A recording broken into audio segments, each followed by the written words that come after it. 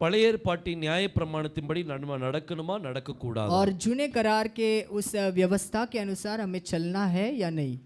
இது ரொம்ப முக்கியமான ஒரு காரியம். ये बहुत ही महत्वपूर्ण भाग है, ஏன்னா நிறைய பேர்கிட்ட இந்த கேள்விகள் கண்டிப்பா இருக்குது. क्योंकि बहुत से लोगों के पास ये सवाल तो रहेगा ही, சோ அது எப்படி அப்படிங்கறத நம்ம என்ன செய்ய போறோம் பார்க்க और போறோம். वो कैसा है करके उसे हम देखेंगे। நம்ம ஒரு வசனத்துக்குள்ள போலாம். एक वचन के अंदर हम जाएंगे। மத்தேயு 5ஆம் அதிகாரம் 17ஆம் வசனத்தை நாம் யாரும் எழுந்திருந்து வாசிக்கலாம். और मत्ती 5वां अध्याय उसमें 17 को हम सब जो है खड़े होकर पढ़ेंगे। நியாயப்பிரமாணத்தை ஆனாலும் தீர்க்க தரிசனங்களை ஆனாலும் அழிக்கிறதற்கு வந்தேன் என்று எண்ணிக்கொள்ளாதேங்கள், அழிக்கிறதற்கு அல்ல நிறைவேற்றுகிறதற்கே வந்தேன். இந்த நியாயப்பிரமாணத்துல நிறைய காரியங்கள் அடங்கி இருக்குது. और ये व्यवस्था के अंदर बहुत सी चीज जो है छिपा हुआ है। பழைய ஏற்பாட்டுல और पुराने करार में எல்லா நியாயப்பிரமாணம் தான் இருக்குது. सब कुछ व्यवस्था ही है, இந்த நியாயப்பிரமாணத்துல தான் और इसी व्यवस्था के अंदर யெகோஷுவ வரப்போறாருங்கிற ஒரு தீர்க்க தரிசனம் இருக்குது. और यहोशुआ जो है आने वाले ये भविष्यवाणी भी है। அவர் யார்கிட்ட பிறப்பா, और वो किसके पास वो जन्म लेगा, அவர் என்னென்ன சாப்பிட்டு வளருவாரு, और क्या क्या वो जो है खाकर वो बढ़ेगा, அவர் எப்படி சுவிசேஷம் சொல்லுவார், और वो कैसे सुसमाचार करेगा, அவருடைய சுவிசேஷத்துல குருடர்கள் எப்படி பார்வையடைவாங்க, और उसके सुसमाचार में वो अंधे जो कैसे वो उनको आंख मिलेगा, அப்புறம் அவர் எப்படி சிலுவை மரணத்துக்குள்ள போவார், और कैसे क्रूस के उस मरण के अंदर जाएगा, அவர் எப்படி உயிர் தழுவார், और वो कैसे फिर से जी उठेगा। இது எல்லாமே பழைய ஏற்பாட்டுல கொடுக்கப்பட்டிருக்கு. ये सब कुछ पुराने उस जूने करार में दिया है, அதுதான் யெகோஷுவா சொல்றாரு. और उसे ही यहोशुआ कहता है, நான் நியாயப்பிரமாணத்தை அழிக்க வரல, मैं इस व्यवस्था को नाश करने नहीं, நான் நியாயப்பிரமாணத்தை நிறைவேற்ற வந்தேன். मैं व्यवस्था को पूरा करने आया हूँ। சோ நியாயப்பிரமாணத்தை நிறைவேற்றுதல், इसका मतलब जो व्यवस्था को पूरा करना, லாவை நிறைவேற்றணும். और उस व्यवस्था को आपको पूरा करना है। நம்ம இன்னைக்கு பழைய ஏற்பாட்டுல நியாயப்பிரமாணம் இருக்குது. आज जो है जूने करार में व्यवस्था है, இந்த நியாயப்பிரமாணம் கண்டிப்பா யோசுவா நிறைவேற்றினார் அப்படின்னா, और यदि यहोशुआ ने इस सारे व्यवस्थाओं को पूरा किया हो तो அப்ப நம்மளும் நிறைவேற்ற கடமைப்பட்டிருக்கிறோம். इसका मतलब हमारा भी जिम्मेदारी बनता है कि उसे पूरा करे। ஆனா இந்த நியாயப்பிரமாணத்தை பற்றி நல்லா புரிஞ்சாதான், पर इस व्यवस्था के बारे में जब हम अच्छे से जानेंगे, அப்பதான் எப்படி கீழ்ப்படியணுங்கிறது நம்மளுக்கு தெரியும். तब जाकर समझ पाएंगे कि कैसे इसे पालन करें, இல்லாட்டி நம்மளுக்கு புரியாது. नहीं तो ये समझ में नहीं आएगा। யோவான் 1ஆம் அதிகாரம் देखिए यूहन्ना पहला अध्याय அதுல 17ஆம் வசனத்தை வாசிக்கலாம். उसमें 17 को पढ़ेंगे। எப்படியெனில் நியாயப்பிரமாணம் மோசேயின் மூலமாய் கொடுக்கப்பட்டது, கிருபையும் சத்தியமும் இயேசு கிறிஸ்துவின் மூலமாய் உண்டாயின. இந்த நியாயப்பிரமாணமானது, ये व्यवस्था जो है, அது மோசஸ் மூலமா கொடுக்கப்பட்டிருக்குது. और वो मूसा के द्वारा हमें दिया गया है, ஆனா கிருபையும் சத்தியமும், पर अनुग्रह और जो सच्चाई है, அது அந்த கிரேஸும் और जो ग्रेस है, அப்புறம் சத்தியமும், और जो सच्चाई है, இந்த ரெண்டும் யெகோஷுவா மூலமா வருது. और ये जो है यहोशुआ के जरिए आता है। யோசுவானா யாருன்னு நம்மளுக்கு தெரியும். यहोशुआ कौन है हमें पता है सबको, யோசுவாங்கிறது எபிரேய பெயர்.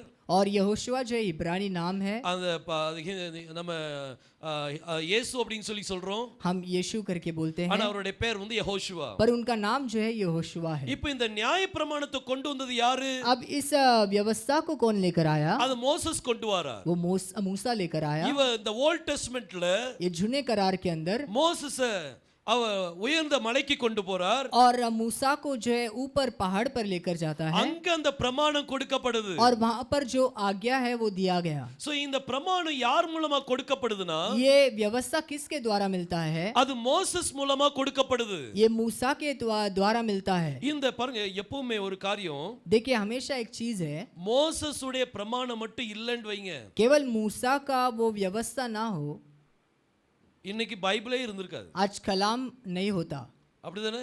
ऐसा ही है ना। மோசஸ் உடைய பிரமாணம் இல்லன்னா, और मूसा का यदि वो व्यवस्था नहीं होता, அப்போ ஓல்ட் நியூ டெஸ்டமென்ட்டும் இருக்காது. इसका मतलब वो नया करार भी नहीं होता वहां पर। மோசஸ் நியாயப்பிரமாணம் 5 புத்தகங்கள் எழுதுறார். और मूसा जो 5 किताबों को लिखता है, जेनेसिस, एक्सोडस, लेविटिकस, नंबर, ड्यूटोनॉमी. और जेनेसिस जो है एक्सोडस, लेविटिकस, नंबर्स और ड्यूटरनॉमी, இந்த 5 புத்தகத்தை எழுதிட்டார். ये 5 जो किताबों को लिख दिया. அப்புறம் ஜோஷுவா ஃபீல்ட்ல வரும்போது उसके बाद जब जोशुआ उतरता है, கர்த்தர் ஜோஷுவாட்ட சொல்றாரு, परमेश्वर जोशुआ से कहता है, என் தாசனாகிய மோசே மரிச்சிட்டான். और मेरा दास जो मूसा मर चुका है, இப்போ அவன் கொடுத்த பிரமாணத்தை நல்லா வாசி. अब उसने जो व्यवस्था को दिया है उसे अच्छे से पढ़ना, அதை இரவும் பகலும் தியானம் பண்ணு. उसे दिन रात ध्यान करना. அப்பதான் நீ உன்னுடைய வழியில உத்தமமா நீ நடப்ப.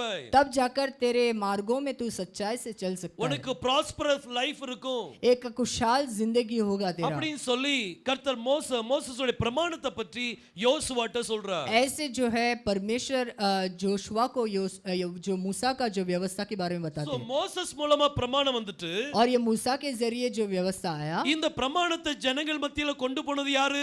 और इन व्यवस्था को लोगों के बीच में कौन लेकर गया है? அது ஜோஷுவா கொண்டு போறார். वो जोशुआ लेकर जाता है. பாருங்க, இந்த பிரமாணத்தை மோசே மூலம் அப்படியே முடிக்கல. और ये व्यवस्था को मूसा के बाद ऐसे खत्म नहीं किया, அதுக்கு பிறகு ஜோஷுவா அதை கொண்டு போறார். उसके बाद जोशुआ लेकर जाता है इसे. மோசஸோட பிரமாணத்தை ஜனங்களுக்கு வாசித்து காமிக்கிறார். और मूसा के व्यवस्था को लोगों को पढ़कर सुनाता है, ஜனங்க அதை புரிஞ்சுக்கிட்டு और लोग उसे समझकर அதை ஃபாலோ பண்ணிட்டு இருந்தாங்க. और उसका जो पालन भी कर रहे थे. ஜோஷுவா மரிச்சு போன பிறகு और जोशुआ के मरण के बाद ஜட்ஜஸ் வந்தாங்க. वहां पर न्यायाधीश आए, இந்த ஜட்ஜஸ் வந்து என்ன செய்தாங்க? और ये न्यायाधीशों ने क्या किया? இவங்களும் மோசஸோட லாவை எடுத்தாங்க. ये भी मूसा के उस व्यवस्था को लिए, அந்த லா படி தான் ஜனங்களை நியாயம் தீர்த்துக்கிட்டு இருந்தாங்க. और उसी लॉ के जरिए लोगों पर न्याय कर रहे थे. இன்னைக்கு இந்தியாவுக்கு ஒரு சட்டம் உண்டு. आज भारत के लिए एक नियम होगा, அட்வொகேட் ஜட்ஜஸ் எல்லாம் என்ன செய்றாங்க? और वकील जो न्यायाधीश होते हैं क्या करते हैं? அவங்க இந்த சட்டத்தின்படி நியாயம் தீர்ப்பாங்க. इस नियमों के अनुसार न्याय दिलाते हैं वहां पर. அதே மாதிரி தேவனுடைய பிள்ளைகள் और वैसे परमेश्वर के जो बच्चे அவங்க हैं, ஜனங்களை நியாயம் தீர்க்கும்போது वो लोगों को न्याय करते समय இந்த ஜட்ஜஸ் என்ன செய்தாங்கன்னா, ये न्यायाधीश क्या करते थे पता இந்த है? லா வச்சு தான் நியாயம் தீர்த்தாங்க. इस व्यवस्था के जरिए वहां पर न्याय करते थे. யாராவது தப்பு பண்ணிட்டாங்கன்னா, कोई कुछ गलती करता है तो அப்ப இந்த லா படி அவங்களுக்கு ஜட்ஜ்மென்ட். उस व्यवस्था के अनुसार उन पर वो न्याय होगा. ஜட்ஜஸ் முடிஞ்ச உடனே என்னாச்சு? और न्यायाधीश के खत्म होने के बाद क्या हुआ? கர்த்தர் அங்க கிங்ஸ் கொண்டு வந்தார். और परमेश्वर ने राजाओं को लेकर आया. இந்த ராஜாக்கள் வந்து ஜனங்களை ஆளுகை செய்து கொண்டிருந்தாங்க. ये जो राजा राज्य कर रहे थे, அவங்க எப்படி ஆளுகை செய்தாங்க? वो कैसे राज्य कर रहे थे? அவங்க இந்த லா வச்சு தான் ஆளுகை செய்தாங்க. और वो भी इसी व्यवस्था के जरिए वहां पर राज्य कर रहे थे. மோசஸோட லா என்ன சொல்லுதோ, और मूसा का व्यवस्था जो कहता है, அந்த லா படி தான் அவங்க நடந்தாங்க. और उसी व्यवस्था के अनुसार वो भी चले. சோ இந்த லா வந்து ரொம்ப முக்கியம். इसका मतलब ये लॉ बहुत ही महत्वपूर्ण है. அப்புறம் கிங்ஸ் நேரத்துல और उसी राजाओं के समय में அவங்க ஏதாவது தப்பு பண்ணும்போது, वो यदि कुछ गलती करे, அப்போ தேவன் என்ன யாரை எழுப்புறாருன்னா, तब परमेश्वर किसे उठाता है? ப்ராஃபட்ஸ் எழுப்புறார். परमेश्वर जो है भविष्यद्वक्ताओं को उठाता है. அந்த ப்ராஃபட்ஸ் மூலமா, அந்த தீர்க்கதரிசிகள் மூலமா और उस भविष्यद्वक्ताओं के द्वारा கர்த்தர் ஜனங்களை நியாயம் தீர்த்திட்டு இருந்தார். परमेश्वर लोगों पर न्याय कर रहा था. எதை வச்சு நியாயம் தீர்த்தார்? किसे रखकर वो न्याय किए? இந்த பழைய ஏற்பாட்டு நியாயப்பிரமாணத்தின்படி தான் நியாயம் ये தீர்த்தார். जूने करार के व्यवस्था के अनुसार ही. சோ இந்த நியாயப்பிரமாணம் மோசஸ் மூலமாக வந்தது. और मूसा के जरिए व्यवस्था आया. அது ஜனங்களுக்கு கொண்டு போய் சேர்த்தது யாரு? और लोगों तक किसने पहुंचाया उसे? அது ஜோஷுவா கொண்டு போறார். जोशुआ लेकर गया. ஜட்ஜஸ் கொண்டு போறாங்க. न्यायाधीश जो थे लेकर गए. ராஜாக்கள் கொண்டு போறாங்க. जो राजा थे वो लेकर गए. தீர்க்கதரிசிகள் கொண்டு போறாங்க. और भविष्यद्वक्ता लेकर गए. இன்னும் ஆசாரிகள் பிரீஸ்ட் கொண்டு போறாங்க. और जो याजक है वो भी लेकर गए. எஸ்ரா போன்ற பிரீஸ்ட் கொண்டு போறாங்க. और एज्रा जैसे वो जो याजक है वो लेकर गए. பாருங்க, எஸ்ரா 7ஆம் அதிகாரம், देखिए एज्रा उसमें 7वां अध्याय, அத 10ஆம் வசனத்தை வாசிங்க. एज्रा 7 में 10 को पढ़ेंगे. கர்த்தருடைய வேதத்தை ஆராயவும் அதின்படி செய்யவும் இஸ்ரவேலிலே கட்டளைகளையும் நீதி நியாயங்களையும் உபதேசிக்கவும் எஸ்ரா தன் இருதயத்தை பக்குவப்படுத்தியிருந்தான். எஸ்ரா வந்து யார் அப்படின்னா, ये एज्रा कौन है? இவர் ஒரு ஆசாரியன். ये याजक है, இவன் என்ன செய்ய விரும்புறான் பாருங்க. ये क्या करना चाहता है देखिए। இவன் வேதத்தை ஆராயறதுக்கு தன்னுடைய மனதை செலுத்தினான். और व्यवस्था को का अर्थ जानने के लिए अपना मन लगाया, எதனுடைய அர்த்தத்தை பார்க்கிறதுக்கு, और किसका अर्थ समझने के लिए, இந்த லாவை அறிந்து கொள்வதற்கு इस व्यवस्था को जान लेने के அவன் लिए முயற்சி பண்றான். वो वहां पर कोशिश करता है அவன் புரிந்து கொள்ள முயற்சி பண்றான். और समझने की कोशिश करता है। புரிந்த பிறகு அதன்படி நடக்கிறதுக்கு முயற்சி பண்றான். समझने के बाद उसके अनुसार चलने के लिए वो वहां पर अपने आप को तैयार करता है, அதன்படி நடந்த பிறகு और उसके अनुसार चलने के बाद இஸ்ரவேல் ஜனங்களுக்கு சொல்லி கொடுக்க முயற்சி பண்றான். इजरायलियों को सिखाने के लिए कोशिश करता है। அப்ப இந்த லாவை ஜனங்கள் மத்தியில கொண்டு போறதுக்கு ये व्यवस्था को लोगों तक पहुंचाने के लिए யாரெல்லாம் கொண்டு போறாங்க பாருங்க. यहाँ पर देखिए कौन कौन है उसके अंदर। ஜோஷுவாக்கு பிறகு जोशुआ के बाद அப்புறம் நியாயாதிபதிகள் வந்தாங்க. और न्यायाधीश आए, கிட்டத்தட்ட 14 நியாயாதிபதிகள் இருக்காங்க. और लगभग 14 वहां पर न्यायाधीश थे, அப்புறம் நிறைய ராஜாக்கள் வந்தாங்க. और बहुत से राजा थे, நிறைய தீர்க்கதரிசிகள் வராங்க. बहुत से भविष्यवक्ता थे, நிறைய பிரீஸ்ட் வராங்க. और बहुत से याजक भी थे। இவங்க எல்லாம் என்னத்தை உபதேசிக்கணுமா? ये सब क्या सुना समझाना है? மோசேசுடைய பிரமாணத்தை சொல்லி கொடுக்கணும். मूसा के व्यवस्था को उन्हें सिखाना है, அந்த லாவை படி நடப்பதற்கு உதவி செய்யணும். और उस व्यवस्था के अनुसार चलने के लिए उन्हें मदद करना है। பாருங்க மல்கியா 2ஆம் அதிகாரம் देखिए मलाकी 2 अध्याय, அதுல 7ஆம் வசனத்தை வாசிக்கலாம். उसमें 7 को पढ़ेंगे। ஆசாரியனுடைய உதடுகள் அறிவை காக்க வேண்டும், வேதத்தை அவன் வாயிலே தேடுவார்களே, அவன் சேனைகளுடைய கர்த்தரின் தூதன். பாருங்க இந்த ஆசாரியனுடைய உதடுல இருந்து देखिए याजकों के होठों से அவங்க வேதத்தை கேட்பாங்க. वो व्यवस्था को सुनते हैं, இந்த லாவை கேட்பாங்க. और इस व्यवस्था को सुनते हैं। அப்ப ஆசாரியர்கள் எப்படி இருப்பாங்கன்னா इसका मतलब याजक कैसे होते हैं? லாவை நல்லா கரைச்சு குடிச்சிருப்பாங்க.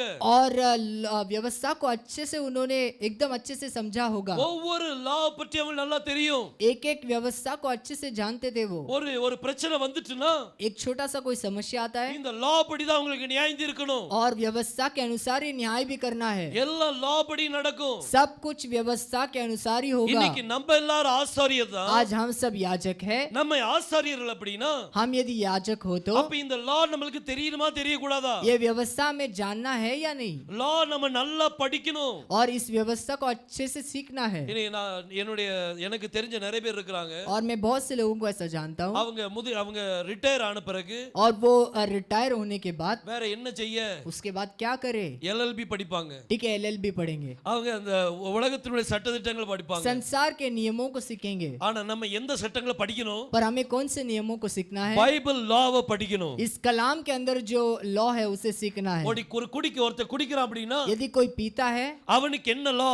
उसके लिए क्या व्यवस्था कहता है? ஒருத்தர் ஒரு தப்பு பண்ணிட்டாங்கன்னா कोई व्यक्ति कुछ गलत करता है அவங்களுக்கு என்ன லா? उसके लिए क्या है व्यवस्था में? ஒவ்வொருத்தருக்கும் ஒரு சட்டதிட்டங்கள் இருக்குது. हर एक चीज के लिए यहाँ पर कुछ ना कुछ नियम होता அந்த है, சட்டதிட்டங்கள் படி அங்க நியாயந்திருக்கப்படும். और नियमों के अनुसार वहाँ पर न्याय भी होता है। நம்ம அந்த லாக்குள்ள இருக்கணும். हमें उस व्यवस्था के अंदर இந்த होना லா है। நல்லா படிங்க நீங்க. इस व्यवस्था को अच्छे से सीख लीजिए, ஏன்னா பைபிள் சொல்லுது क्योंकि कलाम कहता है இந்த லா சாதாரணமான காரியம் அல்ல. ये व्यवस्था साधारण चीज नहीं है। பாருங்க யோவான் 5ஆம் அதிகாரம் देखिए यूहन्ना 5वां अध्याय, 39ஆம் வசனத்தை வாசிங்க. उसमें 39 को पढ़ेंगे। வேத வாக்கியங்களை ஆராய்ந்து பாருங்கள், அவைகளால் உங்களுக்கு நித்திய ஜீவன் உண்டென்று எண்ணுகிறீர்களே, என்னை குறித்து சாட்சி கொடுக்கிறவைகளும் அவைகளே. है வேத வாக்கியங்களை ஆராய்ந்து பாருங்கள். और पवित्र शास्त्र जो है उसमें ढूंढना है। இந்த லாவை நம்ம ஆராய்ஞ்சு பார்க்கணும். इस व्यवस्था को अच्छे से ढूंढना है, ஆராய்ந்து பாருங்கள். और उसे ढूंढते समय யெகோஷுவா சொல்றார் यहोशुआ कहता है என்னை குறித்து சாட்சி கொடுப்பவைகள் அவைகளே. और मेरे बारे में गवाही देने वाला वही है। அப்ப இந்த லா யாரை பற்றி சாட்சி சொல்லும்? ये व्यवस्था किसके बारे में वो गवाही देगा? இது யெகோஷுவா பற்றி சாட்சி சொல்லும். ये यहोशुआ के विषय में ही गवाही देगा। Genesis chapter 1 और उत्पत्ति पहले अध्याय से लेकर யெகோஷுவா பற்றி சாட்சி சொல்லும். वो यहोशुआ के विषय में गवाही देगा। உபாகமம் 32ஆம் அதிகாரம் और व्यवस्था विवरण 32वां अध्याय, அதுவும் யெகோஷுவா பற்றி சாட்சி சொல்லும். और वो भी यहोशुआ के विषय में ही बताएगा। பழைய இந்த 5 ஆகமத்துல ये पांचों जो अध्याय है ஒவ்வொரு சாப்டரும் யெகோஷுவா பற்றி சொல்லும். हर अध्याय जो है वो यहोशुआ के विषय में गवाही देगा, ஏன்னா கர்த்தர் சொன்னார் क्योंकि परमेश्वर ने कहा இந்த லாவை ஆராய்ஞ்சு பாருங்க.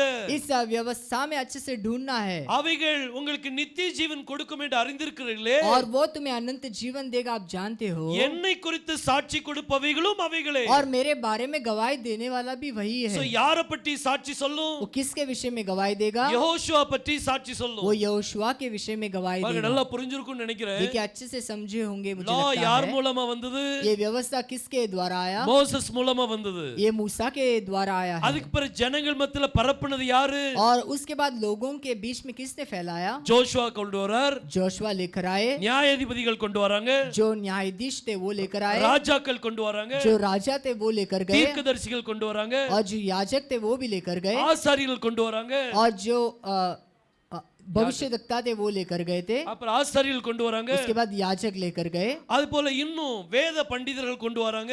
और वैसे जो विद्वान थे कलाम के अंदर वो लेकर गए, ஒவ்வொருத்தரும் கர்த்தருடைய இந்த வேதத்தை அவங்க ஜனங்கள் மத்தியில் கொண்டு போறாங்க. और हर एक ने जो है उस व्यवस्था को लोगों तक लेकर गए। இந்த லாவை பரப்புறதுக்கு இவ்வளவு ஜனங்கள். इस व्यवस्था को फैलाने के लिए इतने सारे लोग। பாருங்க, திரும்ப யோவான் 1 அதிகாரம் 17 வசனத்தை வாசிங்க.